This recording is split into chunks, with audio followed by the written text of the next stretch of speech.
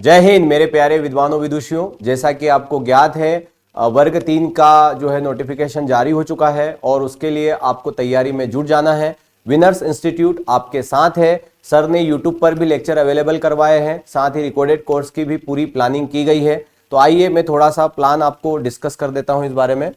तो यहाँ पर आप देख रहे हैं 5वें नंबर पर जो है टिक किया गया है कि प्राथमिक शाला शिक्षक पात्रता परीक्षा। हम प्राथमिक शाला शिक्षक पात्रता परीक्षा की बात कर रहे हैं। यहाँ पे आपको मेंशन हो रहा होगा, है ना। इसका जो एलिजिबिलिटी टेस्ट होना है ये सितंबर 2024 यहाँ पर निर्धारित हो चुका है। मतलब यह क्लियर है कि सितंबर 2024 यानी कि अभी जो है हमारा जुलाई चल रहा है, आपके पास अगस्त का पूरा महीना बचा है, जुलाई अगस्त और सितंबर। तो सितंबर में ये स्टार्टिंग भी हो सकता है, लास्ट भी है। ज्यादातर इसके चांस है कि चलो लास्ट तक जाएगा, लेकिन फिर भी आपके पास बहुत ही कम समय है, तो आप इसका जो है ध्यान रखिएगा। आगे इसके बारे में यदि हम चर्चा करें तो एक तो हमारी ये बात हो गई कि सितंबर 2024 हमारे पास समय है।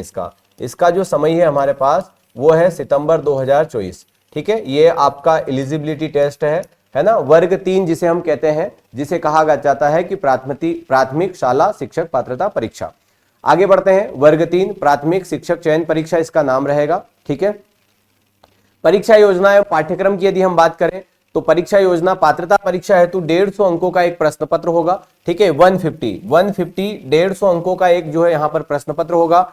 और इसकी परीक्षा की अवधि की यदि हम बात करें तो 2.5 घंटे आपका जो है परीक्षा अवधि भी इन्होंने दिया है। ठीक है, 2.5 घंटे जो है परीक्षा अवधि भी दिया गया है। ठीक है, 120 जो है प्रश्न होते और 120 मिनट होते, तो जो है एक प्रश्न के लिए आपको 1 मिनट दिया गया है यहाँ पर। ठीक है, वैसे ही यहाँ पर 150 अंक कर दिए हैं, तो उधर भी 30 मिनट उन्होंने आपको एक्स्ट्रा दे दिए हैं।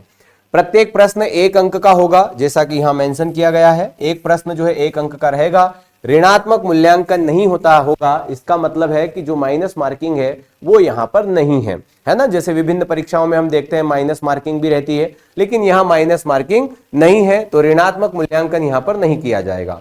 पात्रता परीक्षा के सभी प्रश्न बहुविकल्पी होंगे। बहुविकल्पी का मतलब आप समझते ही हैं, ऑप्शनल होंगे, है ना। जैसा कि 4 ऑप्शन आते हैं, उन 4 में से आपको एक ऑप्शन को टिक करना रहता है ना। एमसीक्यूज प्रकार के होंगे जिनके 4 विकल्प होंगे और एक विकल्प सही होगा, और हमें सही विकल्प का क्या करना पड़ेगा, चयन करना पड़ेगा।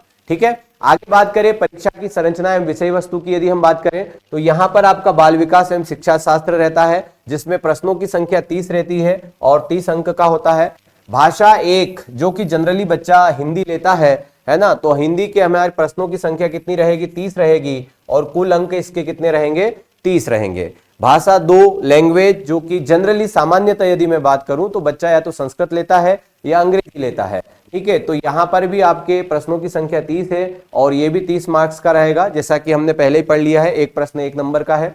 गणित के 30 प्रश्न आएंगे, ये भी 30 नंबर के रहेंगे। पर्यावरण अध्ययन 30 प्रश्न रहेंगे और ये भी 30 अंक के रहते हैं। इस तरह से 150 आपके क्वेश्चन रहेंगे और 150 अंक का आपका नंबर जो है पेपर रहेगा। आगे बढ़ते हैं। पाठ्यक्रम की यदि हम चर्चा करें तो मैं हिंदी विषय पर आपके साथ जुड़ा हूं। हिंदी विषय के बारे में हम बात करेंगे तो हिंदी विषय के, हिंदी लैंग्वेज के, हिंदी भाषा के 30 प्रश्न हमें देखने को मिलेंगे। ठीक है, अब सीधी सी बात है, जब 30 प्रश्न रहेंगे मतलब 30 नंबर की हमारी क्या आएगी, हिंदी।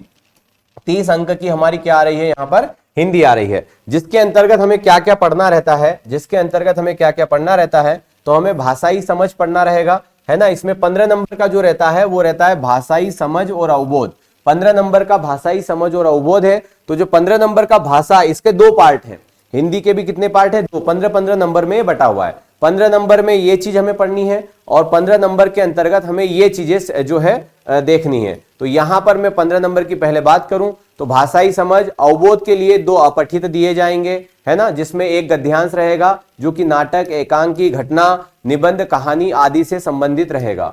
ठीक है, आपके पास 2 अपठित दिए जाएंगे आपको, जिसमें एक क्या रहेगा भाई साहब, गद्यांश रहेगा, और एक क्या रहेगा, पद्यांश रहेगा। एक गद्यांश आता है, एक पद्यांश आता है। तो गद्यांश में कोई नाटक के बारे में, एकांकी के बारे में, कोई घटना, निबंध, कहानी से रिलेटेड होगा, और जो पद्य यानी पद्यांश होगा वो समझ, अवबोध, व्याख्या, व्याकरण एवं मौखिक योग्यता से संबंधित प्रश्न किए जाए। गद्यांश साहित्यिक, वैज्ञानिक, सामाजिक, समरसता, तात्कालिक घटनाओं पर आधारित हो सकते हैं। ठीक है, अब आगे बढ़ते हैं। तो ये गद्यांश के बारे में हमने चर्चा कर ली। आगे हम देखते हैं भाषाई विकास एवं निर्धारित भाषाई विकास एवं निर्धारित शिक्षा शास्त्र से रिलेटेड जो प्रश्न पूछे जा रहे हैं, तो यहां पर भाषा सीखना और ग्रहणशीलता के बारे में बात हुई है। भाषा शिक्षण के सिद्धांत के बारे में चर्चा करनी है हमें। भाषा शिक्षण में सुनने बोलने की भूमिका, भाषा के कार्य, बच्चे भाषा का प्रयोग कैसे करते हैं, है ना। ये जो भाषा का कौशल होता है, ये देखो चारों कौशल भी आए हैं। सुबोपाली जो आप लोग बोलते हैं, सुबोपाली क्या बोलते हैं आप लोग, सुबोपाली, है ना। भाषा के जो क्रम है तो बच्चों ने कैसे याद कर रखा है, सुबोपाली, यानी कि पहले बच्चा भाषा सुनेगा, छोटा बच्चा रहता है तो पहले वो सुनता है, फिर वो बोलता है ना, फिर वो बोलता है, फिर वो पढ़ता है, और लिखना तो वो सबके बाद में सीखता है। तो यदि हम क्रम से देखें तो ये भाषा के 4 कौशल हैं, ये आपको पढ़ना है, ठीक है। भाषा के 4 कौशल है। मौखिक और लिखित अभिव्यक्ति अंतर्गत भाषा सीखने में व्याकरण की क्या भूमिका है वो हमें बताना है। सुनने बोलने की भूमिका बतानी है। भाषा शिक्षण में विभिन्न स्तरों के बच्चों की चुनौतियों, कठिनाइयां, त्रुटियां एवं क्रमबद्धता के बारे में बताना है। कक्षा में शिक्षण अधिगम सामग्री, पाठ्य पुस्तक, दूरसंचार, दृश्य एवं श्रव्य सामग्री, बहुकक्षा स्रोत के बारे में बात करनी है, और पुनः शिक्षण से रिलेटेड हमें बात करनी है, और पुनः शिक्षण से रिलेटेड हमें बात करनी है। क्लियर है इतना?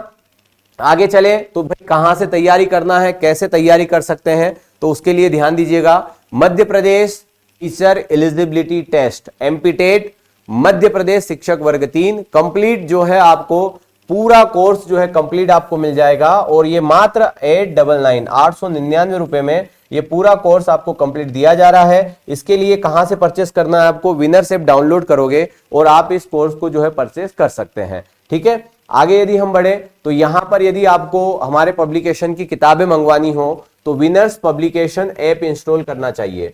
किताबें मंगवाने के लिए आप विनर्स पब्लिकेशन ऐप इंस्टॉल कीजिए। इस ऐप के माध्यम से आप घर बैठे कहीं से भी जो है ऑर्डर कर सकते हैं और किताबें आपके घर तक पहुंचा दी जाएगी। फॉर ऑनलाइन कोर्स, यदि आप कोई कोर्स परचेस करना चाहते हैं, जैसे वर्ग 3 की हमें तैयारी करना है, तो सर हम कैसे तैयारी करें, तो उसके लिए आपको प्ले स्टोर पे जाके, सबको पता ही है, विनर्स इंस्टीट्यूट ऐप इंस्टॉल करना है और इसके जरिए आप जो है कोर्स को परचेस कर सकते हैं। इसके बाद भी यदि किसी प्रकार की आपको कोई दिक्कत आती है तो ये हेल्पलाइन नंबर है, आप इस पर कॉन्टेक्ट कीजिएगा तो आपको जो है उचित सहायता प्रदान की जाएगी, ठीक है। ये ऐप के हमारे फीचर्स हैं, इनको आप देख लीजिएगा। आगे बात करें तो जो प्रतिदिन पढ़ाया जाता है, प्रतिदिन जो प्रैक्टिस होती है, टेलीग्राम ग्रुप पर प्रतिदिन प्रैक्टिस करवाई जाती है, तो इसके लिए आप टेलीग्राम को ज्वाइन कर सकते हैं।